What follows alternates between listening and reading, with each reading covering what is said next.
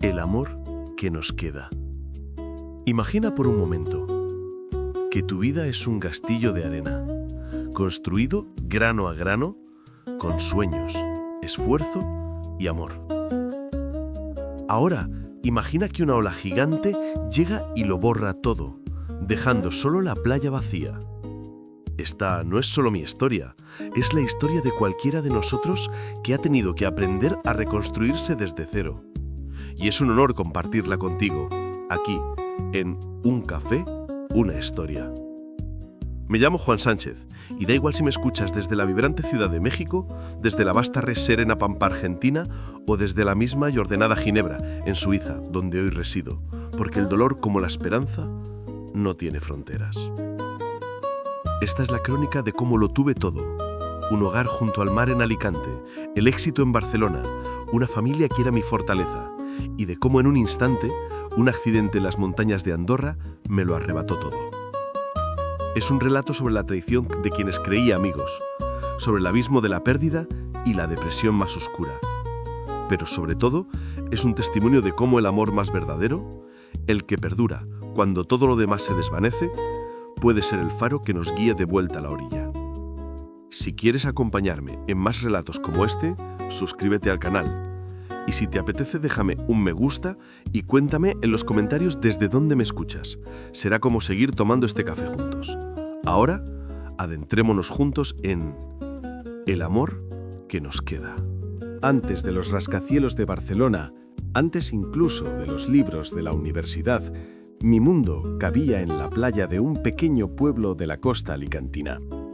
Un lugar donde el tiempo no se medía en horas, sino en las sombras alargadas que el sol pintaba sobre la calle blanca. Allí, la vida olía a salitre y azahar, a brisa marina que secaba la ropa tendida en los balcones y que traía, en los días de levante, el rumor de historias lejanas.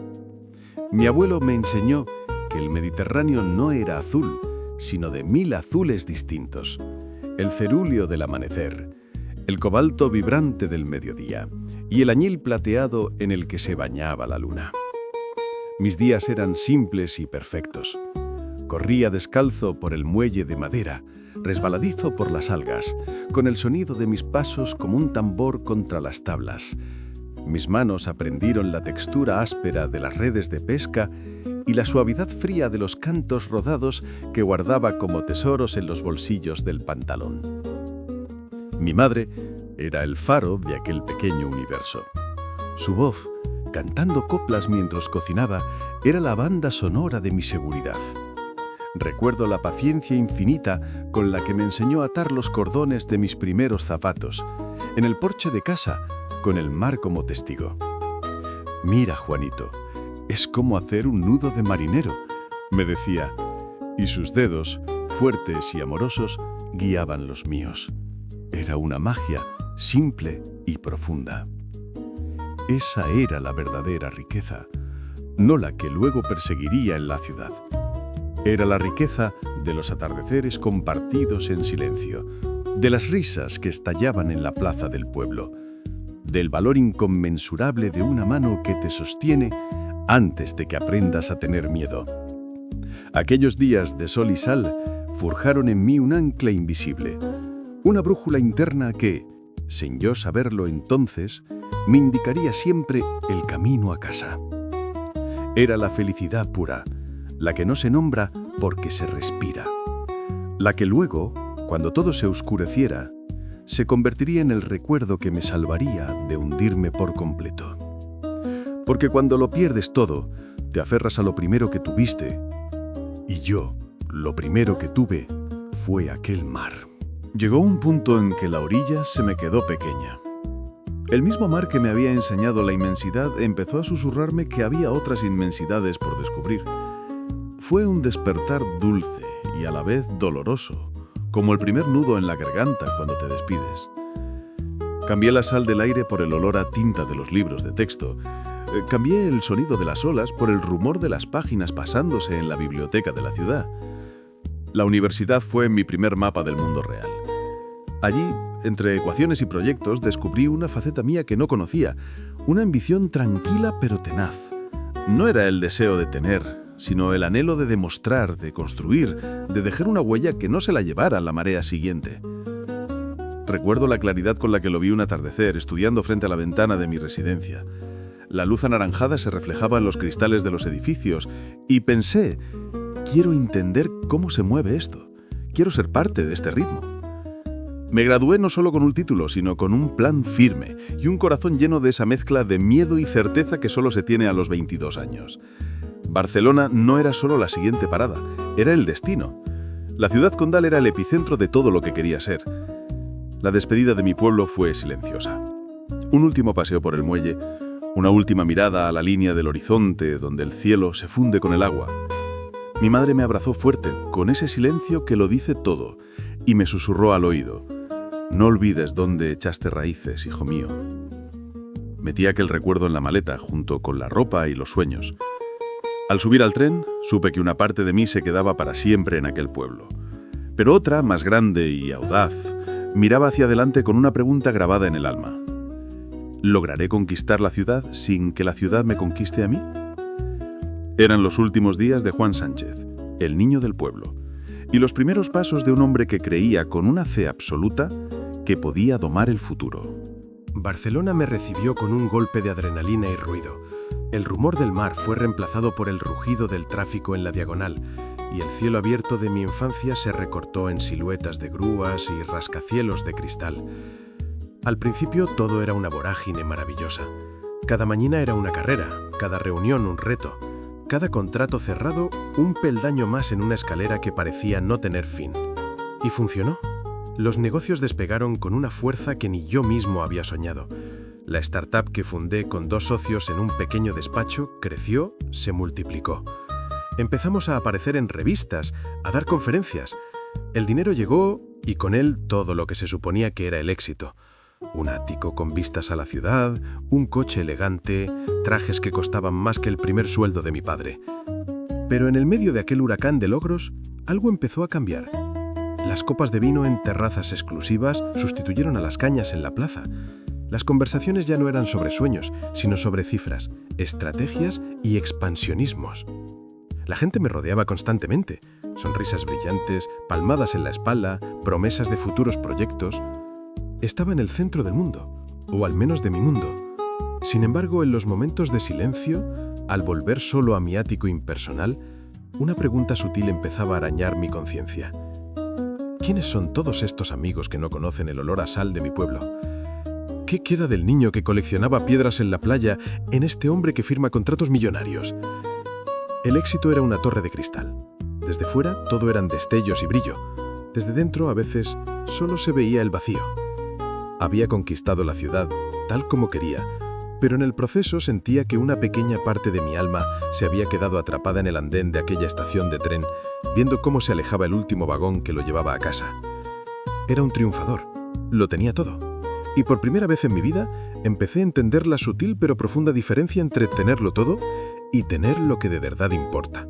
En medio de aquella torre de cristal del éxito, conocí a Isaura. Y todo volvió a tener sentido. No fue en una fiesta de gala ni en una reunión de trabajo. Fue un sábado por la mañana, en una pequeña librería del barrio gótico. Ya buscaba un mapa antiguo.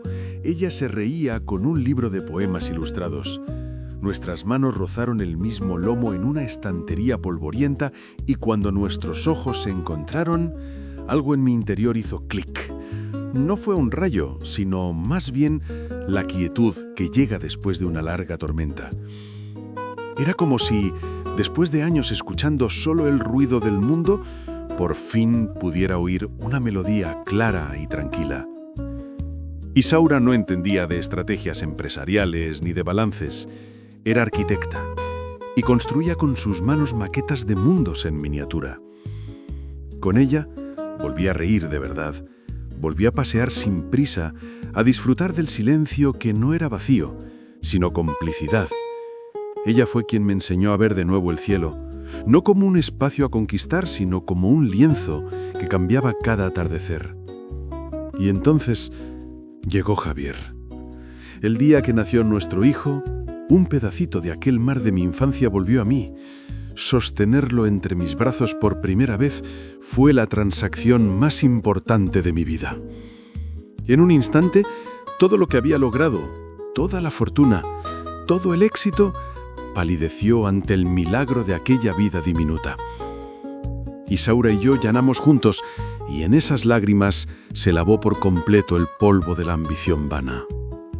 Javier creció con la curiosidad brillante en la mirada. Sus preguntas sobre el mundo, su risa contagiosa llenando el ático que por fin se sentía como un hogar. Él era mi espejo más honesto. Con Isaura y Javier la armonía no era una palabra bonita. Era nuestra realidad. Era despertar con su calor, era construir castillos de arena con Javier en la playa de la Barceloneta los domingos, era ver a Isaura dibujando en la mesa del comedor. Por un tiempo, largo y dorado, creí haberlo conseguido todo de verdad. Y había encontrado el equilibrio perfecto. Había domesticado la vida. Lo que no sabía es que el destino estaba a punto de recordarme, de la forma más cruel, que la felicidad perfecta es un castillo de naipes y que solo se necesita una ráfaga de viento para derribarlo. La felicidad es tan frágil como el cristal y a veces el universo decide probar su resistencia. Fue un viaje de invierno a las montañas de Andorra, una escapada para robarle unos días a la rutina, para ver a Javier jugar en la nieve por primera vez.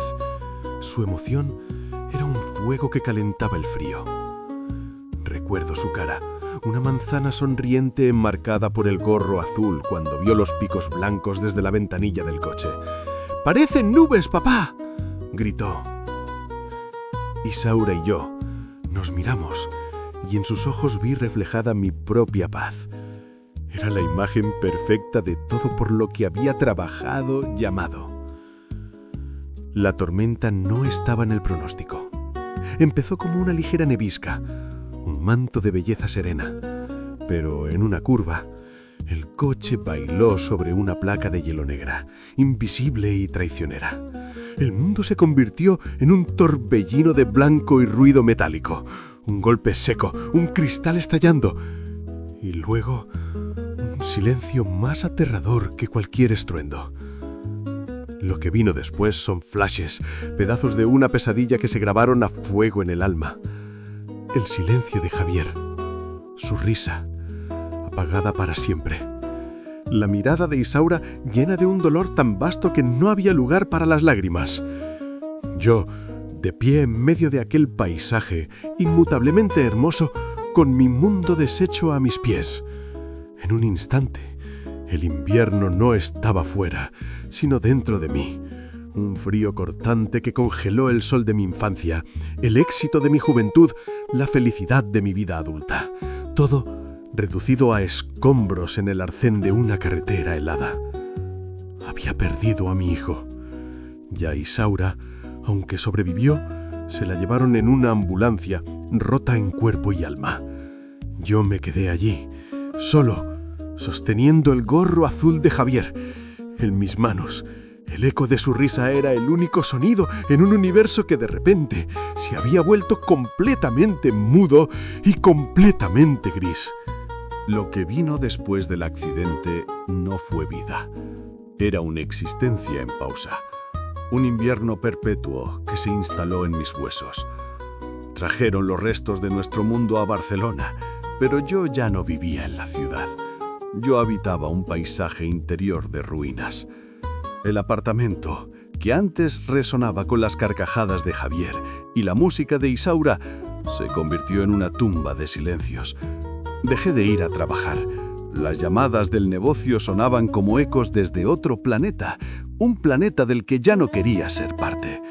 Me sentaba en la oscuridad durante horas, mirando el gorro azul de Javier, tratando de recordar el sonido exacto de su risa y aterrorizado de que un día se me fuera a olvidar. Y entonces llegó el silencio exterior a reflejar el mío. Primero fueron las llamadas de esos amigos que llenaban las fiestas. «Juan, lo siento mucho, ¿necesitas algo?». Las palabras huecas rebotaban en mis paredes y se desvanecían. Luego las llamadas se espaciaron y luego cesaron por completo. El teléfono dejó de sonar. El mundo, aquel que yo había creído construir con tanto esfuerzo, me daba la espalda sin el más mínimo reparo. Descubrí con una amargura que me quemaba por dentro, que había estado rodeado de socios, de conocidos, de fantasmas, pero no de amigos. La empresa, mi otro hijo, mi creación, empezó a resquebrajarse sin su guía. Las pérdidas llegaron, los informes se acumulaban como nieve sucia en la puerta, y a mí no me importaba. Que se hundiera, que todo se hundiera. ¿De qué servía un imperio de cristal cuando yo no había nadie para quien construirlo? Isaura estaba en un centro de rehabilitación, luchando su propia batalla en un cuerpo que ya no la obedecía. Yo intentaba visitarla, pero cada vez que veía el dolor en sus ojos, el mismo dolor que yo sentía, me derrumbaba. No podía ser su fuerza, porque no me quedaba ninguna. Era un hombre vacío, un cascarón roto que deambulaba por los pasillos de un hospital y por las habitaciones de una casa que ya no era un hogar. Era el invierno del alma, y en ese frío no veía ninguna posibilidad de primavera. El fondo no tiene una luz que lo ilumine. El fondo es solo eso, fondo. Y un día, tocándolo, algo se rompió dentro de mí. No fue un rapto de fuerza, ni un discurso motivador. Fue algo mucho más simple y mucho más profundo. Fue durante una de mis visitas torpes y silenciosas a Isaura en el centro de rehabilitación. Ella estaba en su silla de ruedas, frente a la ventana, mirando un almendro que empezaba a florecer en el jardín. Yo estaba a su lado, como un fantasma, sintiendo el mismo nudo de impotencia de siempre. Ella no dijo nada durante un largo rato. Luego giró la cabeza lentamente. Sus ojos, esos ojos que antes brillaban con la luz del mar, ahora eran pozos de un dolor sereno. Pero en su profundidad no había reproche, no había rabia, solo había una pregunta silenciosa y una fatiga infinita. Y entonces, con una voz que era apenas un susurro ronco, me dijo: «Juan, ¿tú también te has ido?». Sus palabras no fueron un golpe, fueron un espejo. De repente, lo vi todo con una claridad que me cortó la respiración. Mientras yo me hundía en mi propio pozo de autocompasión, ella llevaba meses luchando una batalla diaria, física y emocional, sin su hijo y sin su marido. Yo estaba allí, en cuerpo presente, pero me había ido. Le había fallado en el momento en el que más me necesitaba.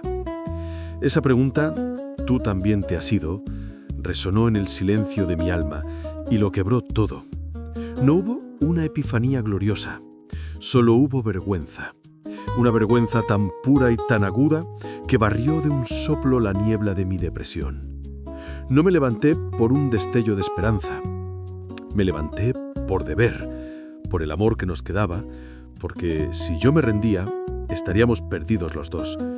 Y Javier, desde algún lugar, merecía que cuidáramos el uno del otro. Ese día salí del centro de rehabilitación sin haber dicho una palabra. Pero por primera vez desde el accidente, no me fui como un fantasma. Me fui con una misión. La primavera aún no llegaba, pero la semilla de la resiliencia, por fin, había germinado en la tierra congelada de mi ser. Al día siguiente, el mundo no había cambiado, pero mis ojos sí. La depresión no se había esfumado. Era un peso pesado y familiar en mis hombros. Pero ahora había algo más fuerte debajo, un propósito de acero. Mi primera batalla fue contra el caos que yo mismo había creado. Abrí las persianas del ático por primera vez en meses. La luz del sol me dolió en los ojos, pero dejé que entrara. Empecé por lo pequeño, por lo tangible. Recogí la correspondencia amontonada, lavé los platos que se pudrían en el fregadero. Cada tarea era un mantra, una piedra que colocaba sobre el terreno fangoso de mi vida. No estaba construyendo un castillo, solo un sendero firme por donde poder caminar sin hundirme. Luego fui a ver a Isaura, pero esta vez no fui como el espectro de su marido. Llegué con una toalla limpia y una determinación tranquila. «Vamos», le dije, sin rastro de lástima en la voz. El terapeuta dijo que trabajáramos el movimiento de tus hombros. Yo te ayudo. Ese fue nuestro nuevo lenguaje. Dejamos atrás el silencio de los reproches y el dolor paralizante, y empezamos a comunicarnos con actos. Mis manos, que antes solo sabían firmar cheques y acariciar el pelo de mi hijo, aprendieron a masajear músculos entumecidos, a ajustar sábanas, a sostener un vaso con una pajita para que ella pudiera beber. Aprendí la paciencia que nace del amor, no de la obligación. No fue inspirador, fue agotador. Hubo días de frustración, de lágrimas silenciosas en el baño después de verla luchar por un movimiento que antes era natural.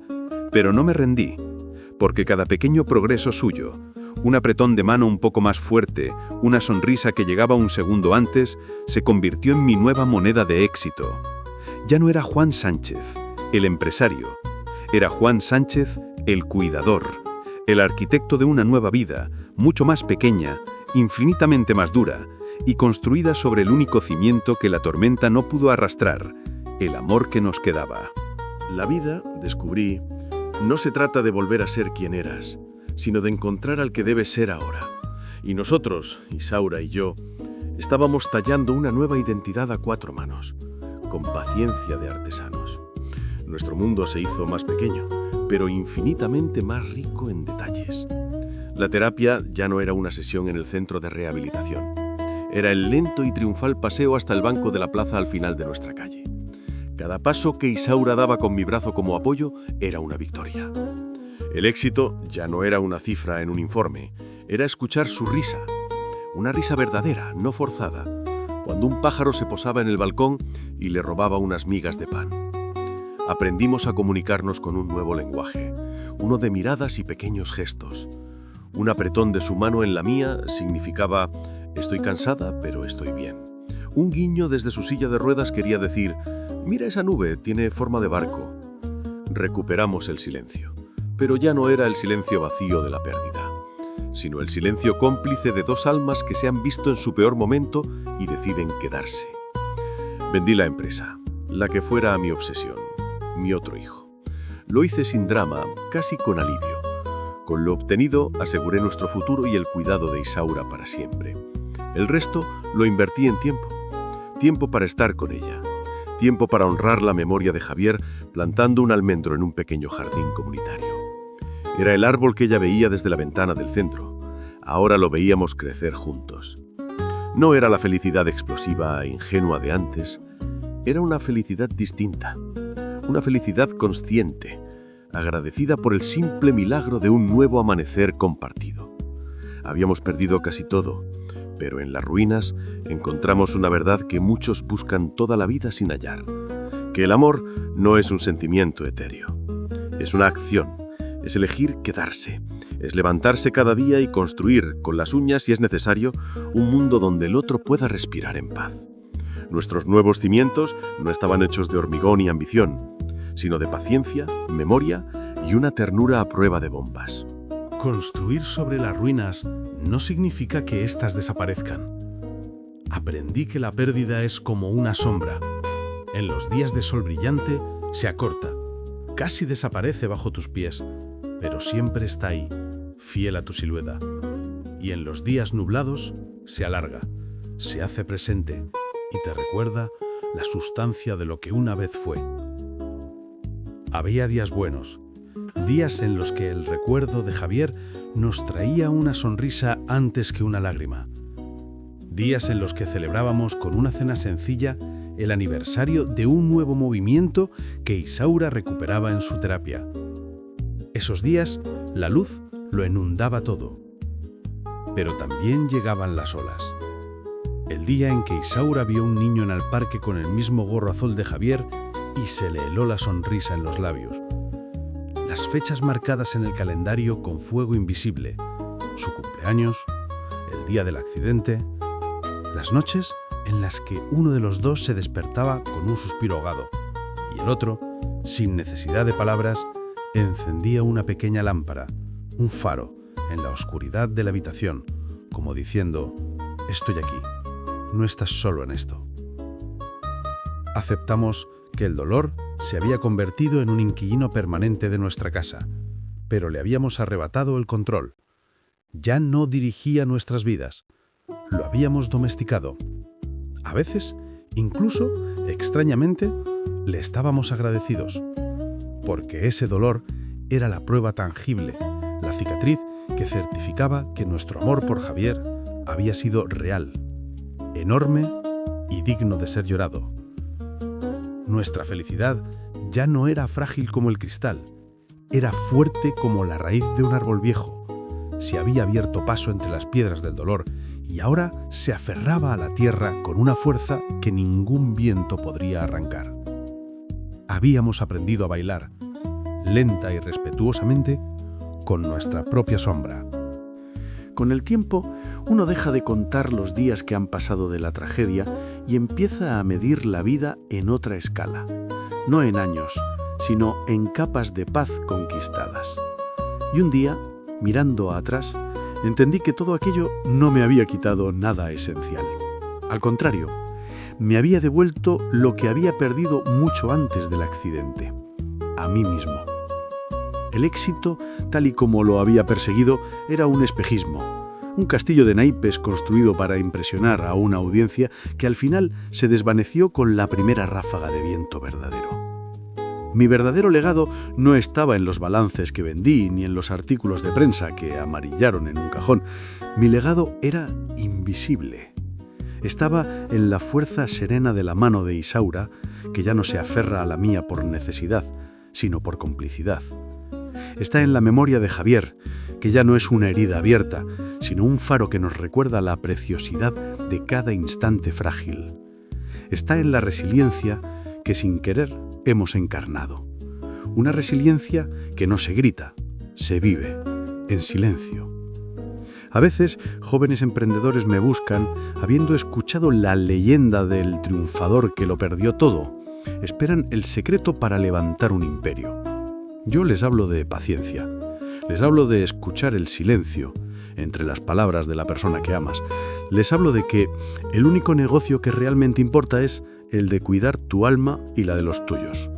Se van, a veces, desconcertados, pero espero que a alguno la semilla le germine años después. He entendido que la vida no es una línea recta hacia la cumbre, es un valle donde a veces brilla el sol y a veces caen tormentas despiadadas. Pero es en el valle donde se encuentra el agua, la tierra fértil, donde crecen los almendros y donde se construyen los hogares verdaderos. Ya no soy el niño del pueblo, ni el tiburón de los negocios. Soy simplemente el hombre que aprendió, demasiado tarde y justo a tiempo, que todo lo que necesitaba siempre lo tuvo, el amor que nos queda. La vida ahora tiene la textura de los días tranquilos. Las mañanas saben a café compartido en el balcón, a planificar un paseo o a no planificar nada en absoluto. A observar cómo la luz del amanecer acaricia el almendro que plantamos para Javier y cómo sus flores, efímeras y valientes, nos recuerdan que la belleza más pura es la que sabe que se debe marchitar. Isaura y yo hemos creado un nuevo lenguaje, uno que no necesita del todo las palabras.